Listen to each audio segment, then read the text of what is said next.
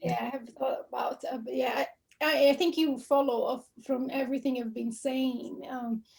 In a way, I think in the short, right, a short answer for that is a view of society or to understanding of society that's based on maximization of profit, maximization of utility driven by self-interest is certainly problematic. And it's likely to be inconsistent with finite resources or the climate change concerns. But I think we can expand this question in 2 points.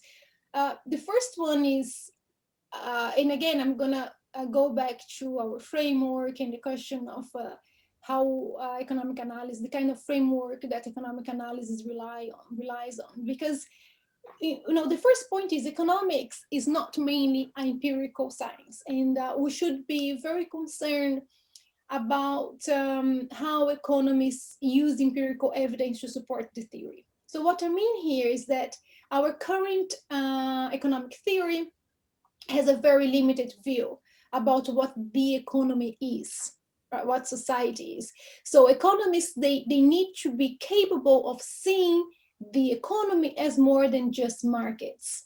The economy is embedded in society, and therefore our profession should stop treating the economy as a separate entity and should start situating the economy within broader issues such as nature, environment, ethics, as I mentioned before, empowering, etc.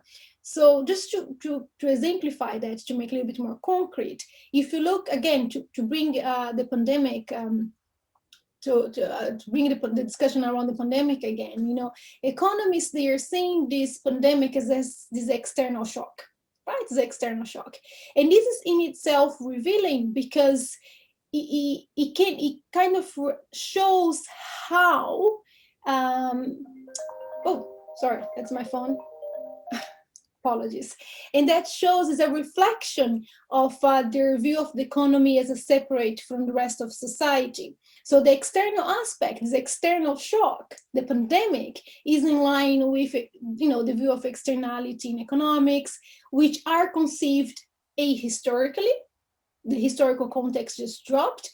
And so all this externality is a result of a technological or institutional problem or any other problem that's just stopping, markets from functioning effectively, right? So within this framework, it doesn't really matter how much my profession or myself as economist, how much we care about the environment, about nature, because my methods, my methodology is almost a straitjacket for my analysis in a way, because I'm not really having in the center of my analysis the question of an environment.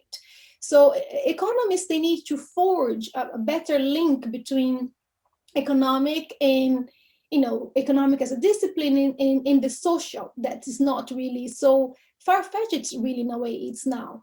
And I think what I mean here is that the economic principles we have in our theory cannot just be applied in social sphere in different problems. When you have a problem of ethic, let's have economic principles here with this market logic. When you look at the state, let's again bring the axioms of market. Again, environment, let's just see how the market principles can guide us here. I think this is complicated. If we situate the economy in society in a much broader way, for example, and there are economists that are trying to do that, but they're a little bit, they're excluded voice in the profession. So if you have that, you can emphasize, for example, that capitalist production is entwined with nature, cannot be separated. So we're going to really discuss the question of limited resources, the question of exploitation of nature. and degradation of nature. So, in this case, if you have this broader concept, economists, they would be able to proper assess, for example, these finite resources and ecological limits of our planet, which is not the same than adding a price tag in every kind of environment issue we have. So, for example, with this broader understanding, there are food system researchers and ecological economists that can send the references afterwards, that they've been exploring how production affects food and ecological system. And for these authors, right, the pandemic wasn't expected. They didn't see the pandemic as an external shock. Wasn't a surprise. Wasn't something that their theory wasn't considering. Quite the opposite. But we are not listening to these economists that are a little bit in the margin voice, or social scientists that were theorizing things in that way. So that's the first problem. Sorry, it was a bit too long here, is how we conceptualize society. And again, a critique to how we are stuck in this view of market and equilibrium and so on. The second point, and this is, I guess, more in the macroeconomic kind of realm in economics. So I see that in economics, we're trying to compartmentalize everything, right? So like little pieces of our analysis, but when we're trying to bring them together, they don't really fit so well.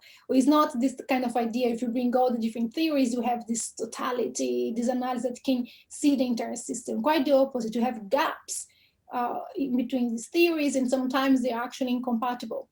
And a good example of this is when you look at macroeconomists having in one side this business cycle theory, right, where we go back to Luca and so on. We're looking at a kind of fluctuation due to random shocks, the question of technological change and so on. And then on the other side, we have theories of economic growth, where we're looking to inputs such as productivity of labor, energy, resources. Here's where GDP can come in as well. So I have this true kind of branch of economics, which sometimes can be seen something like short-term analysis and long-term analysis, and they don't come together. And the environment here is totally lost as well, right? So we're not discussing, for example, how business cycle theory could help to improve growth in the long run. We don't bring them together to discuss the question of environment, the question of these resources. And this in itself is problematic, because when you're trying to bring these two theories together, we see limitation. This limitation impact how we understand the environment and the resources we rely on to understand development and economic growth. So the way I see here is that, and again, is a theoretical and a methodological critique in a way, is that we don't have in the center of our analysis the question of, for example, the issue of overconsumption in these models, in both strands of theory, or the issue of global warming, or the issue of the limits of the natural resources. And if you have, is this model that's exception. Again, is this deviating from the norm that I mentioned before. And equally important issue here is that we don't have in that analysis, for example, the question of the difference between countries and the implications that some that destructive colonial legacies will have in that context of when you're thinking of a Green New Deal, for example, for developing countries. At that point here, then just mention a Brazilian economist called Celso Furtado, that he was writing in 1973 in his book, The Myth of Development.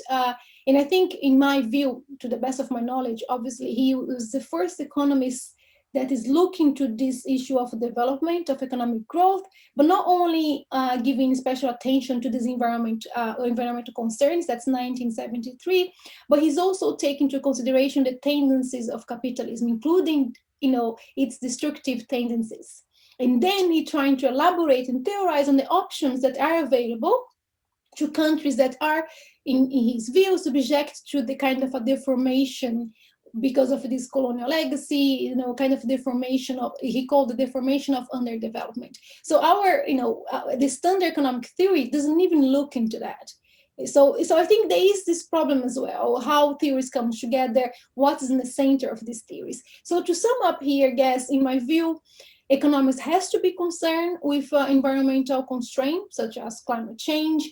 I think the question also mentioned the issue of a mass extinction of other species. I think, of course, we have to be concerned with that.